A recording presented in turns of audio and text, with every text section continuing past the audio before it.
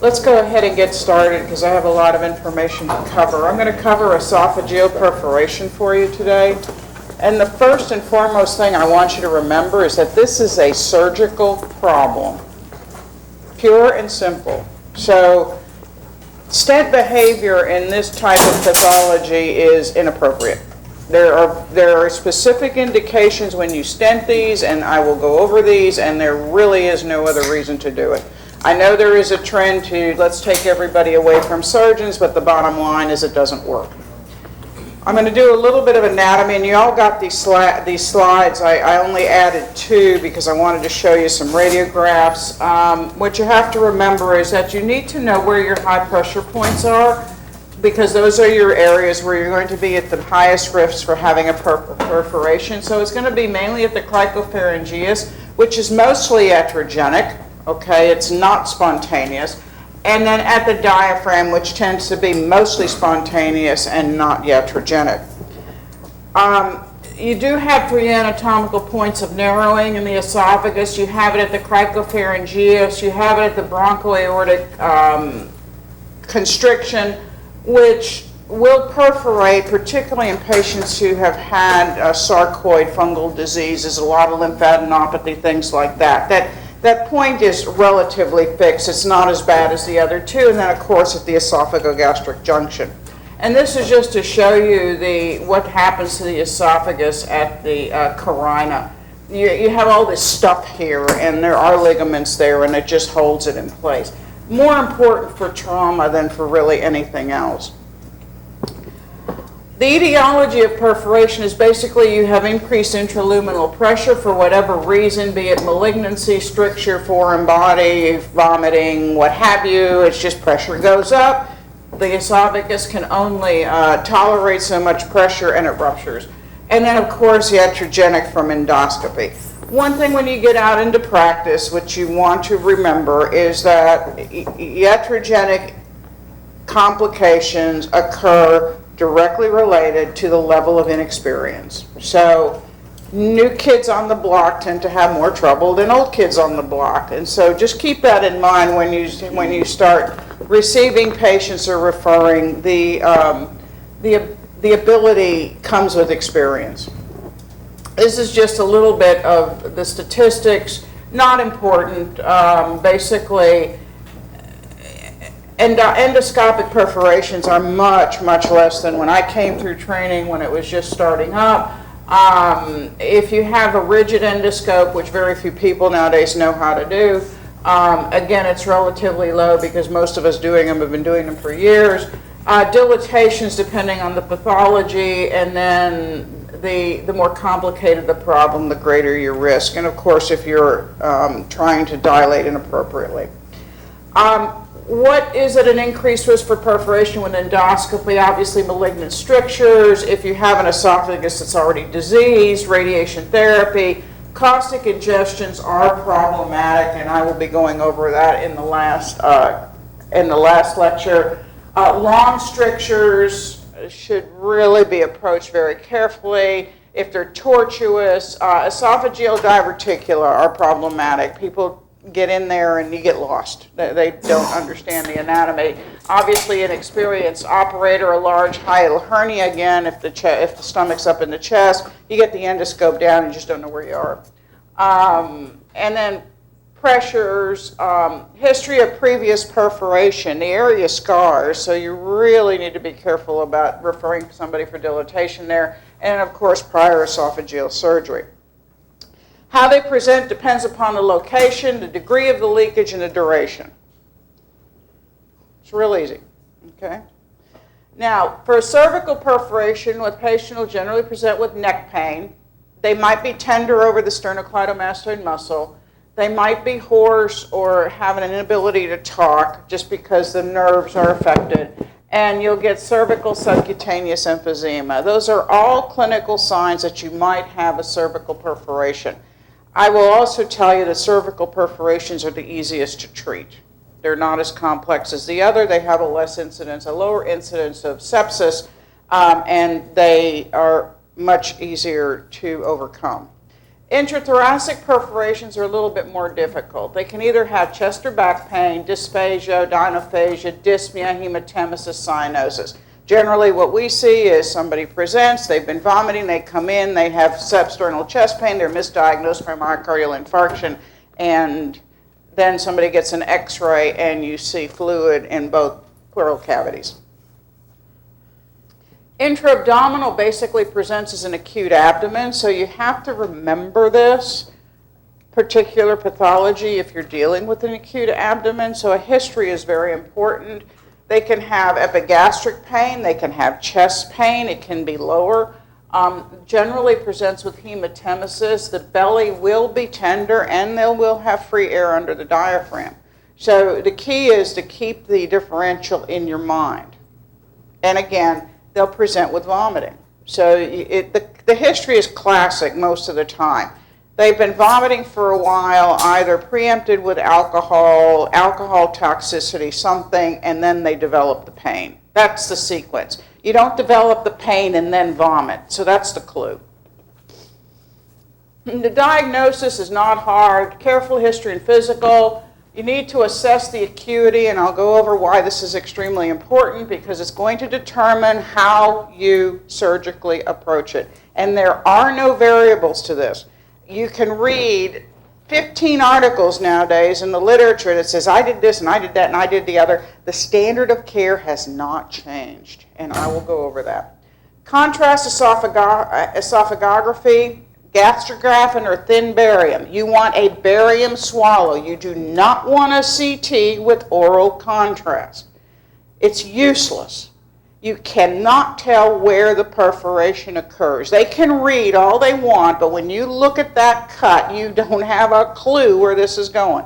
You get a barium swallow, you are there when they do it, and you can see where it's leaking. And that is all you need. You don't need anything else. Do not scope the patient. If you are suspecting a perforation, do not scope them.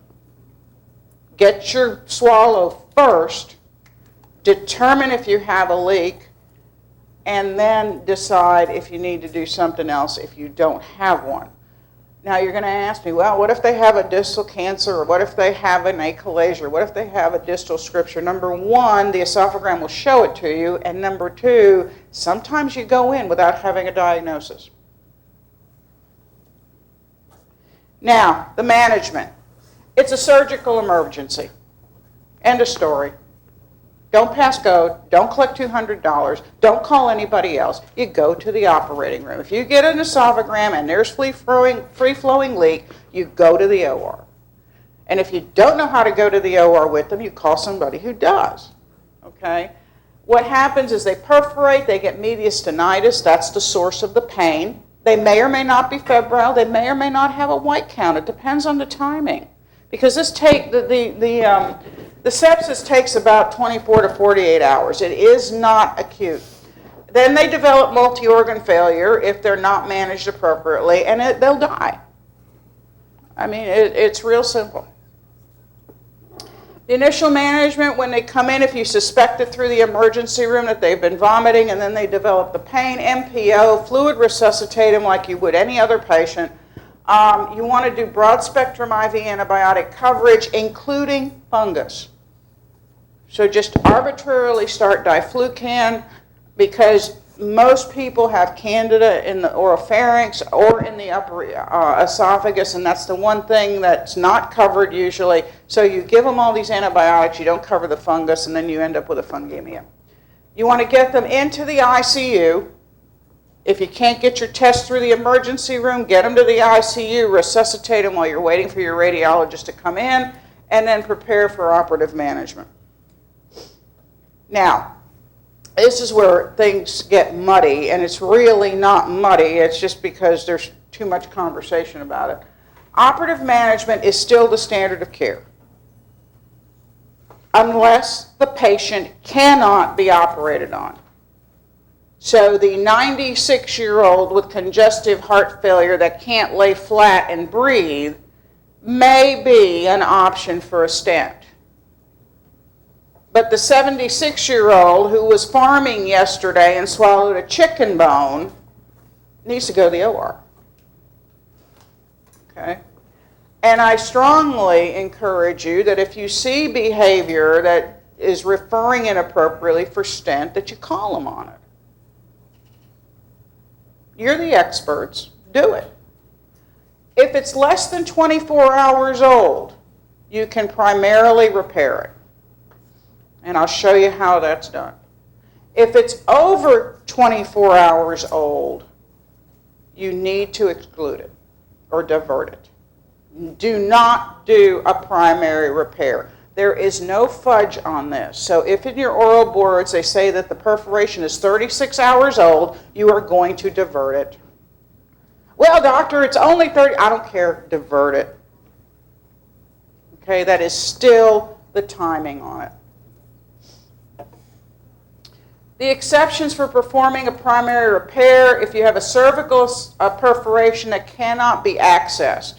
It's a little hard. Sometimes you'll get them in the thoracic inlet and you can't get to it. These things can be drained because the thoracic inlet is not open. It doesn't give you a free connection. There's a fair amount of fibrous tissue there. You still have the pleura that'll block it off. So if you can get a drain in there, you can't see the perforation, but you've opened, you can't see the perforation to fix it, but you know it's there. Just put a drain in it. Get out. It'll close. It'll be fine. If the perforation is older than 24 hours, if the patient has diffuse mediastinal necrosis, which goes along with over 24 hours, or they've ingested some god-awful thing that we don't know what it is, if the perforation is too large, I can honestly say I've never seen that on a spontaneous one, but yeah, on a iatrogenic, sometimes you can get some real disasters.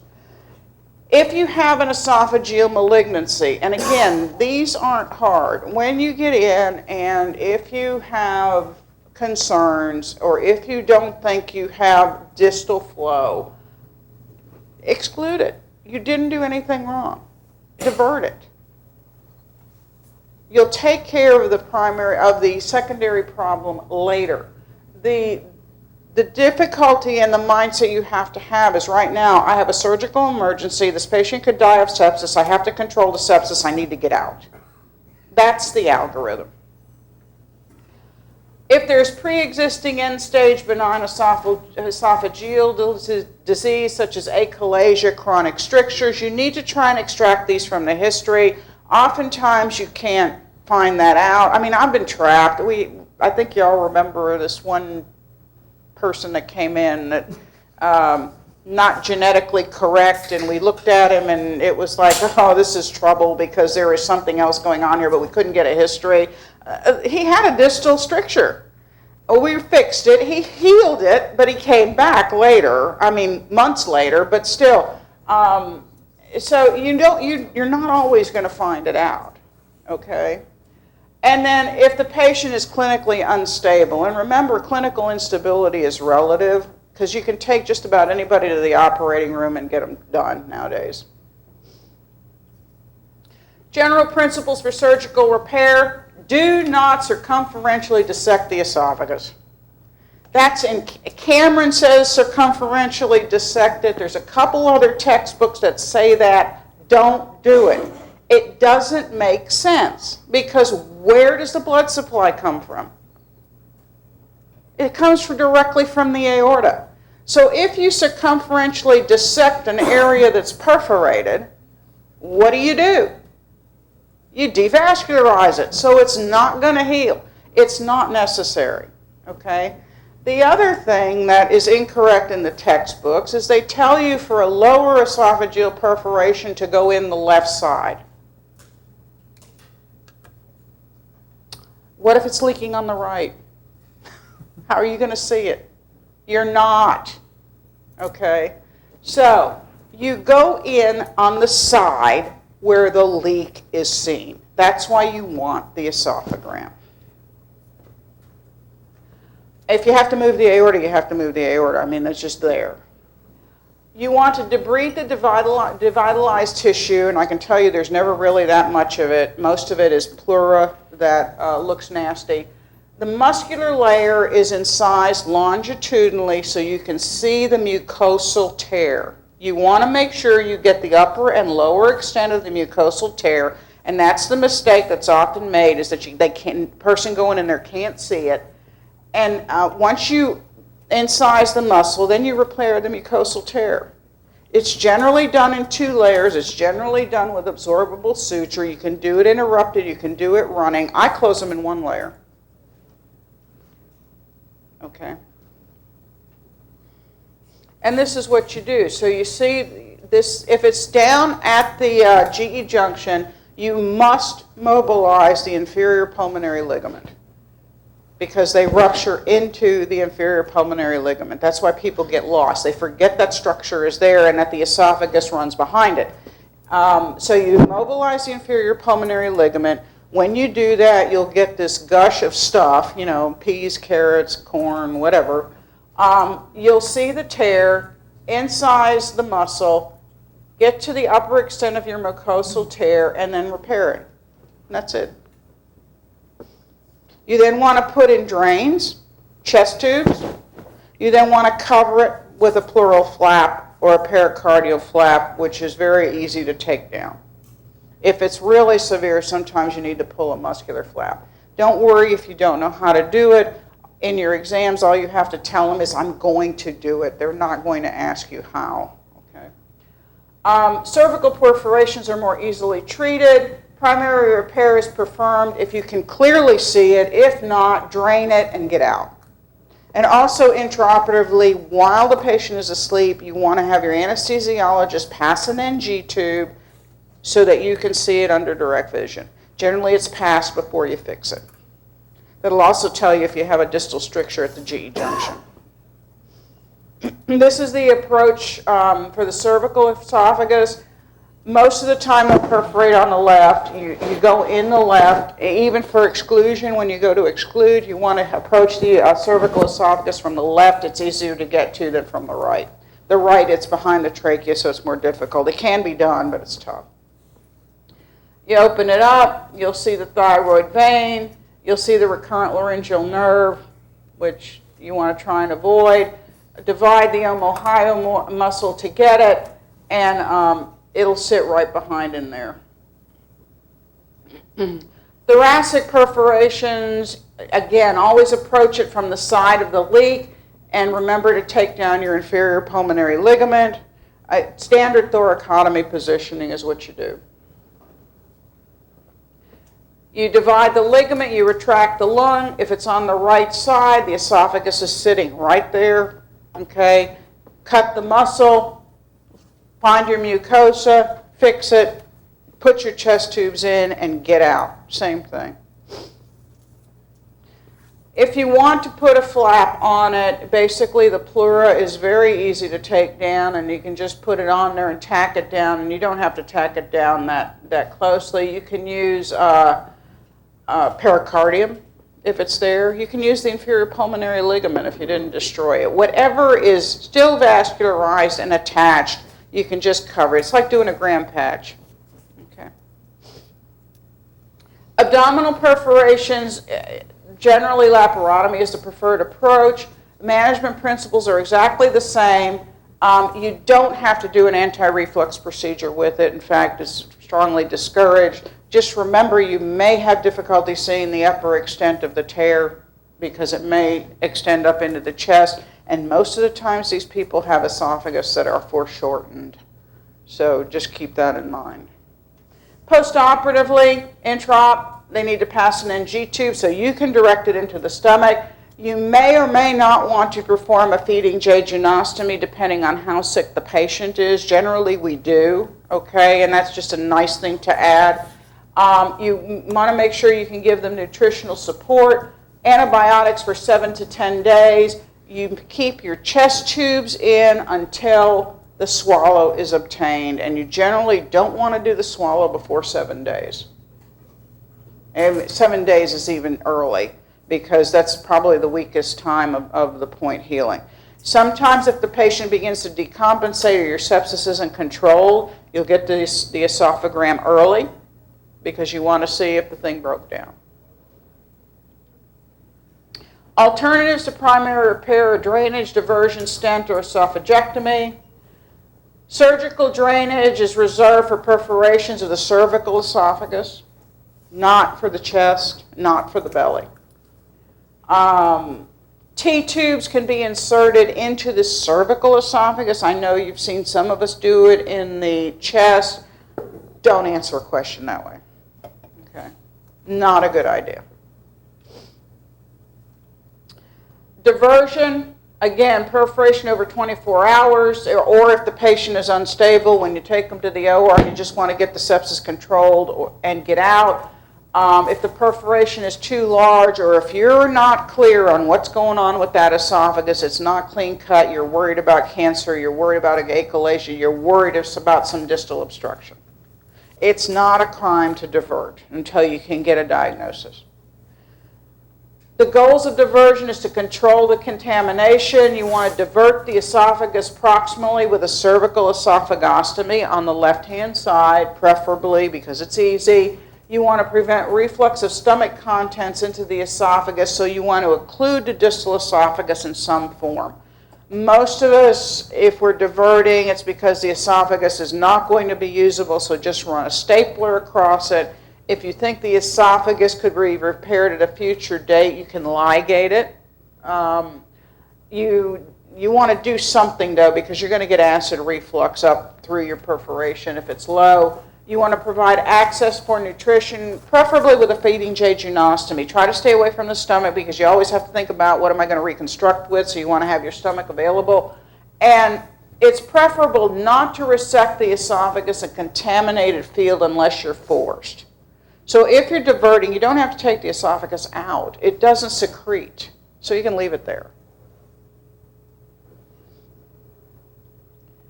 And again, what you do with the cervical esophagostomy, now most of us don't divide it. Most of us just make an incision in it and put a T-tube in it and bring it out, and then it'll form its own fistula. Or just do a longitudinal incision along the esophagus and suture the edges to the skin. It'll raise up if you dissect it enough. Most of the time we don't divide. You can, but that kind of makes things difficult when you go to reconstruct. Endoscopic stent placement is not a primary therapy, and it is not a replacement for surgery. It's reserved for patients who cannot tolerate surgery. Sepsis is not a contraindication, so don't use it as an excuse for stent placement. You are the experts at managing contamination and sepsis. That's the whole point of doing these operations, okay?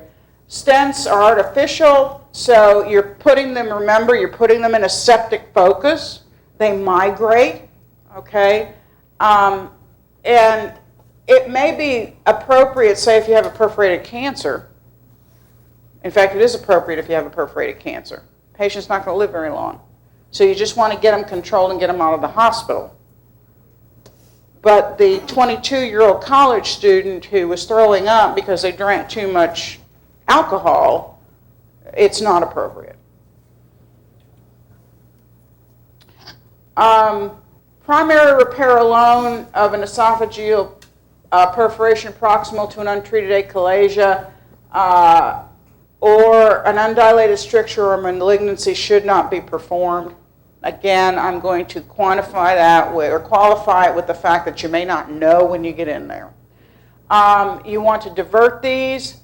You may or may not perform an esophagectomy.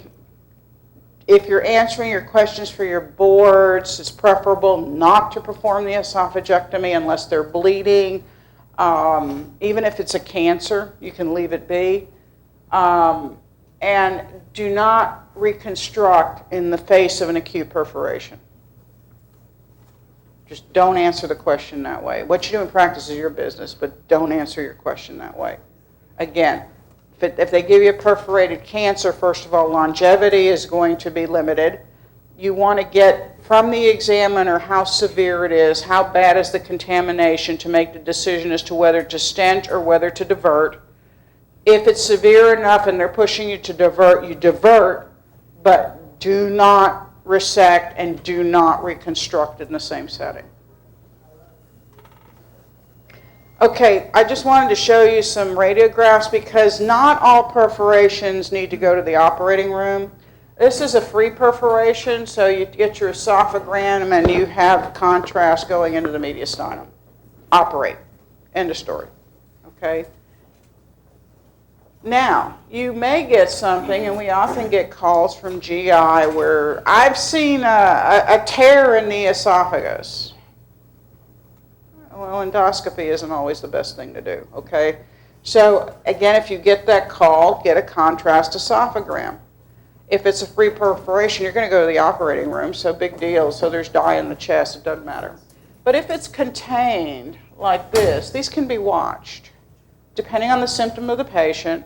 If their white count is normal or marginally elevated, if their pain can be controlled, you put them on antibiotics, you put them in the ICU, and you watch them. They'll generally heal. Okay. So contained perforations are a little bit difficult, and it's a judgment call, and sometimes we're wrong. So in summary, diagnose these quickly. If it's less than 24 hours old, try to fix it. If it's over 24 hours old, divert it. No questions asked, divert it. The contrast esophagram is the test of choice. Contained perforations can be watched, but you need to watch the patient. You need to check the white count, and you have to have a low threshold for going to the operating room for decompensation. Operative intervention is still the gold standard, not stents. Avoid circumferential dissection of the esophagus. That's a bad fact that's being propagated.